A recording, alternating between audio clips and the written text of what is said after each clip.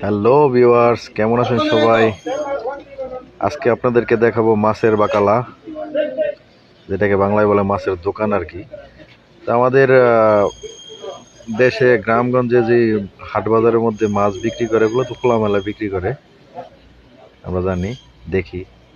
আর আজকে দেখেন সৌদি আরবের যে বাকালা আছে, বিশাল বড় সুপার মার্কেট, এই সুপার মার্কেটে যে মাছের দোকান, কিভাবে মাছগুলা সাজায় রাখছে। এটা আসলে একটা ফ্রিজের মধ্যে রাখছে, নিচে দিয়ে কিন্তু আইস, ঠান্ডা ফ্রিজ, উপরে মাছগুলো রেখে দিছে।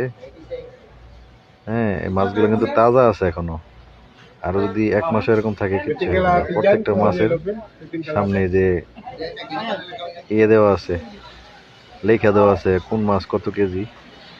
এটা হচ্ছে সামুদ্রিক মাছ, আমাদের দেশি মাছ না, সামুদ্রিক মাছ।